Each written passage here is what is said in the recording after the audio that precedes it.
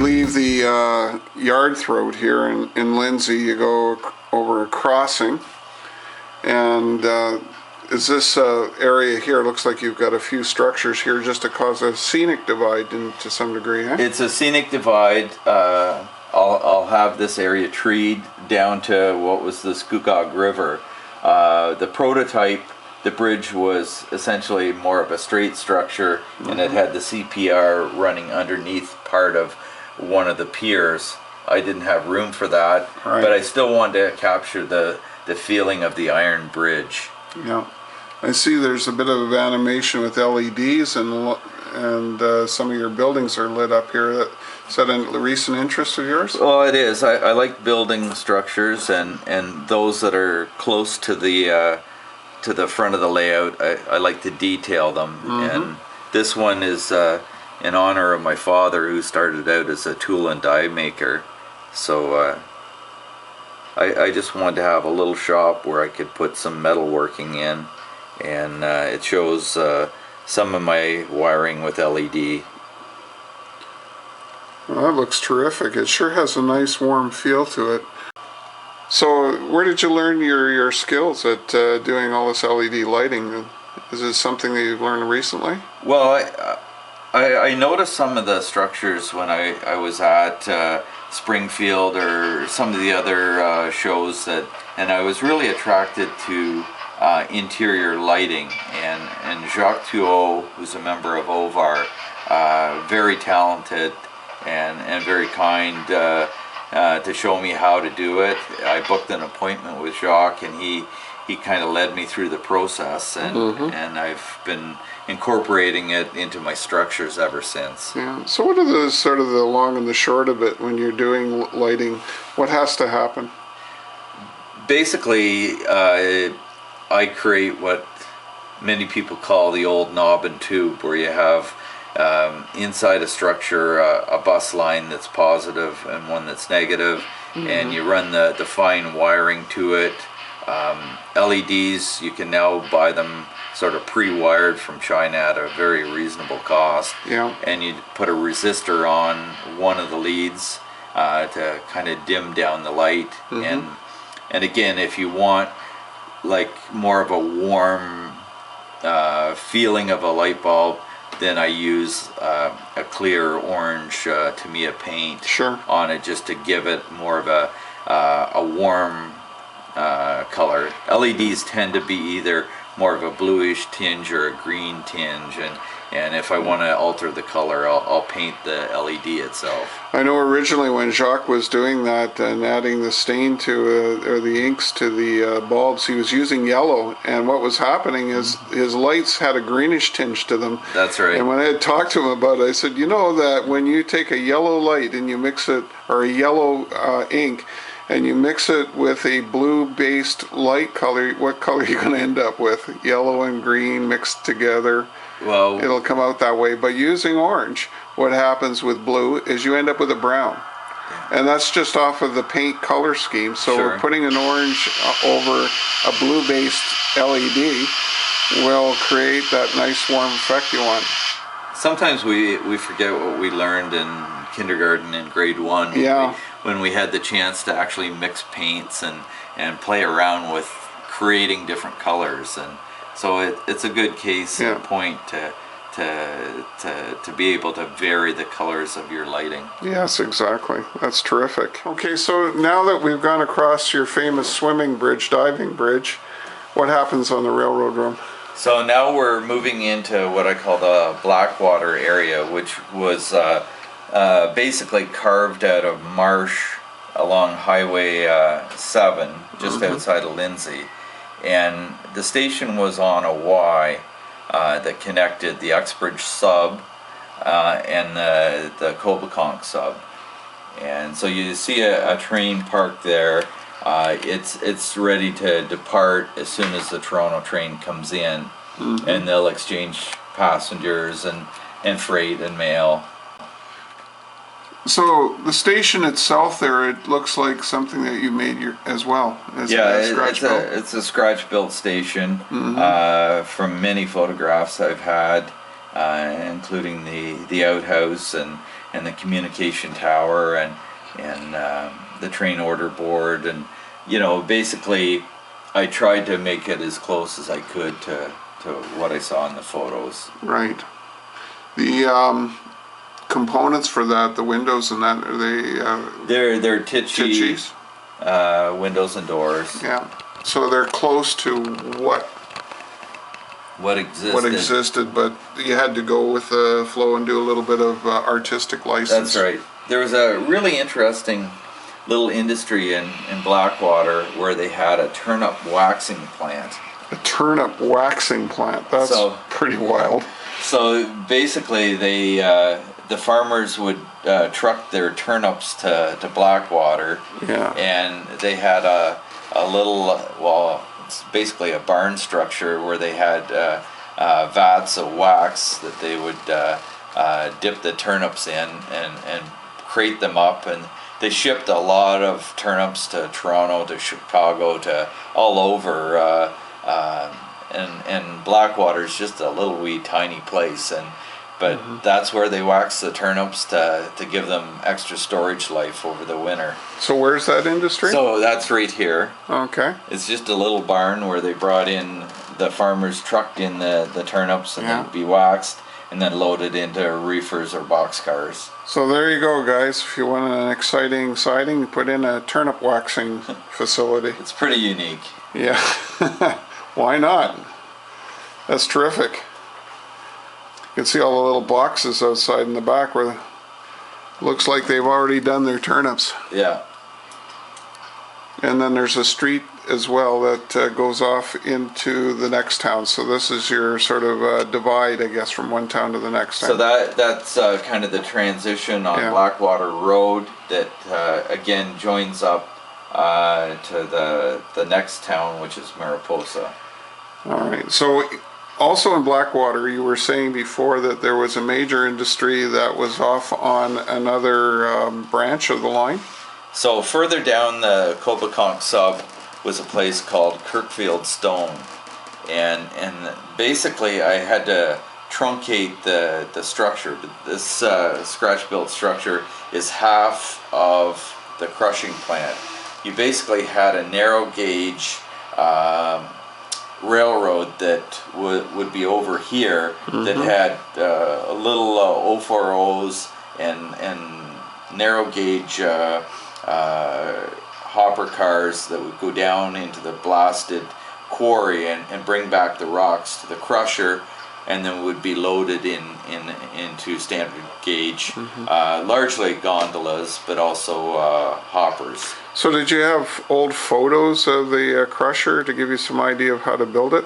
I had old photos, and I had to use some modeler license where you couldn't see back walls or certain parts of the structure, and then I wanted to enhance it with some of the outbuildings, and so it just gave me a chance to model a structure that essentially for the railroad generated about 30 cars a day of crushed stone.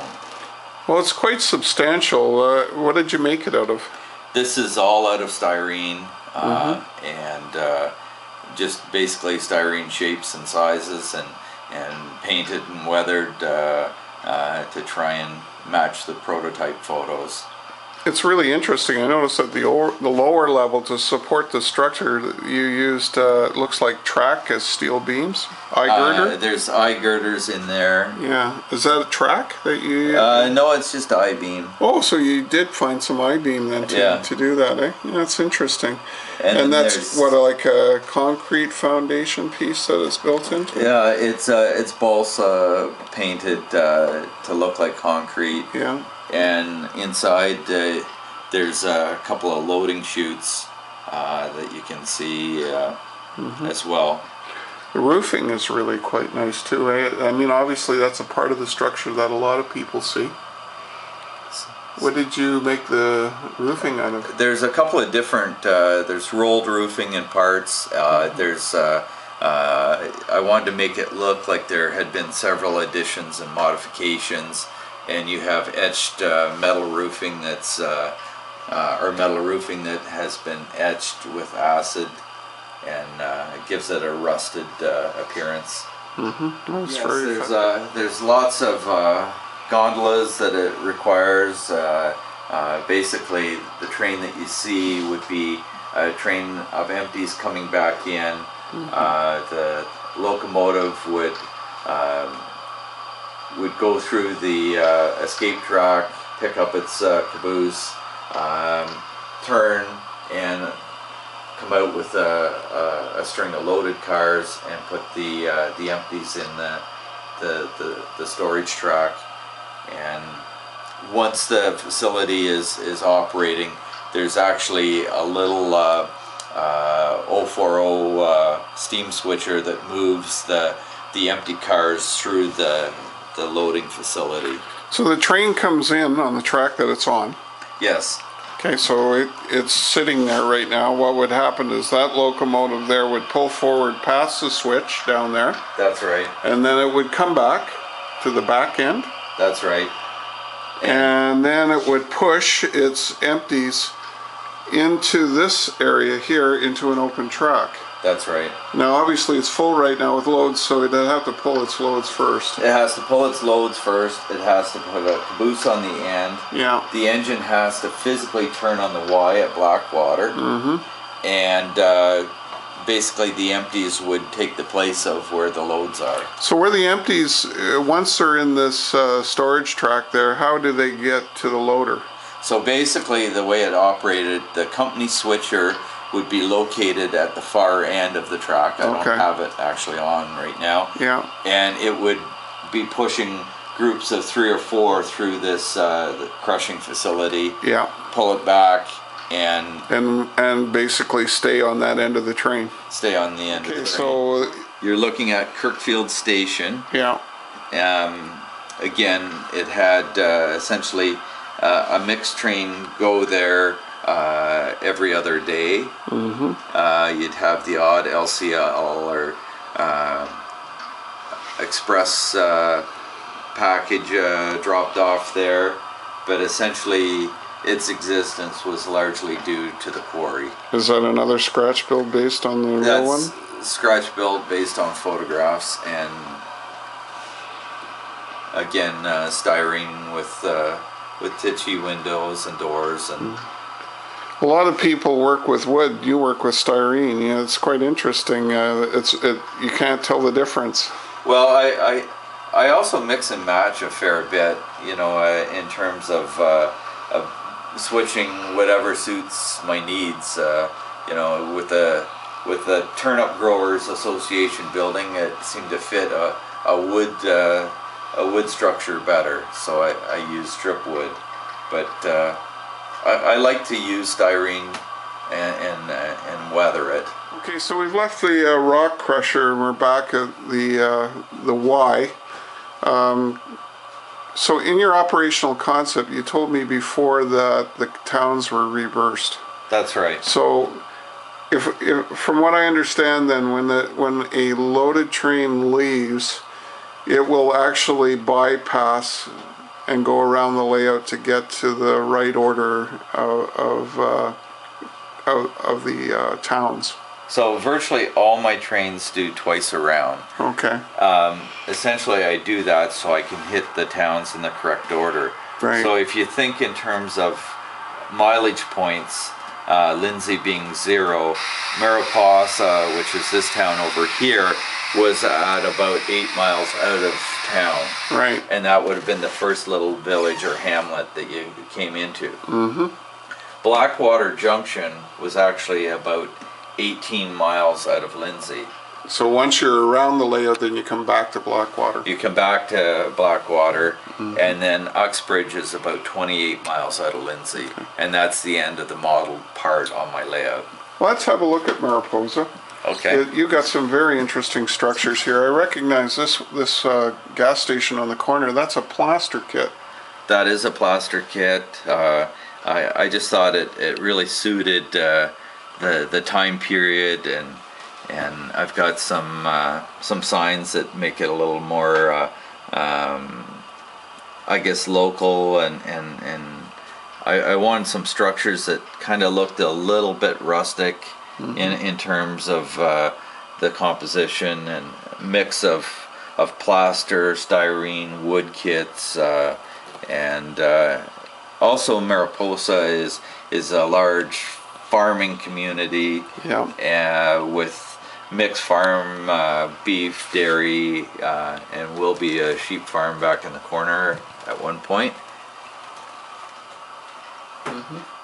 And again, at Blackwater, you actually had a set of wigwags that this is Highway 7, believe it or not. Right. And they had a set of wigwags that I'm in the process of building that will protect that crossing. And then essentially on this side, we're into Mariposa. And again, farms, freight house, and then you have a series of buildings that were owned by Hog and Lytle. A little bit of beef cattle there in the back there. Some beef cows and a barn that you built, and I was very happy to inherit. And that silo in the back was built by Ron Newby. All right. I don't know if you knew that. Well, credit to Ron. I appreciate having it on my layout. Yeah, he did a terrific job of that. And it's nice to see that these structures continue to be used, for sure. And then here's your town. We have passing siding. We have a passing siding. Basically, the back track is largely for Hog and Lytle. They had an elevator, a mill, a coal dealer, and then CNR had a freight house. There are elements in here that are to what you remember from being young. I can see that there's a church in the foreground. Church and a school, and we will have a little baseball diamond here at one point. Complete with outhouse. There was a stock loading facility in Mariposa, and so it even though it's just a single track, it gives me some switching opportunities for the elevator, the feed mills, etc.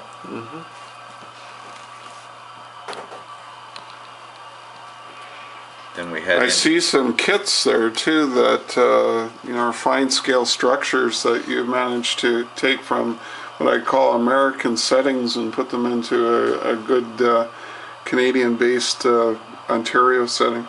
I've used some structures where I can that I think will fit. I've modified them to reflect, a Canadian dealership. Hog and Lytle became part of the Master Feeds chain. Very nice. It's a little bit of signage changes the location and the color and the way it's painted. That's right. And I've modified almost every structure to some degree or another. Even pigeons on the roof. It looks like they've been there for a while. Yeah. You got some corn stalks. Yes, I've started to do some of my open fields here. This is what I call my first pass on scenery. So you get tired of looking at pink foam pretty quick. So I put a layer of ground goop and just some basically ground turf and some varying colors just to break up the pink. And once I'm happy with how an area starts to look, then I can go back through with static grass and build up layers of scenery. Nice. I always have trouble visualizing how everything will look on paper, so a lot of my buildings are not firmly planted yet until I decide exactly if that's where I want them. A lot of these, for example, this came from an older layout, will either need to be upgraded or replaced and lighting added, etc.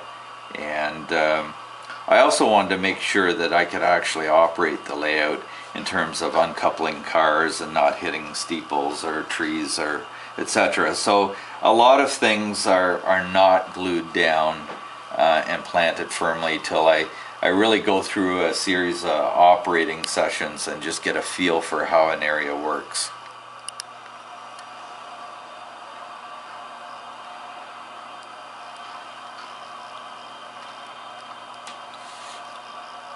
So now we come down the line from Mariposa, and we're where? We're now in Uxbridge. Okay. Again, a farming community with a number of feed dealers and fuel dealers, tractor dealership here, farm supply, coal dealer. I've started to work on some of the residential areas in behind. I've got some structures built, some in progress. This is one of my latest ones, a downtown deco structure that looks like it's being condemned by the town, and it's still got a for sale sign on.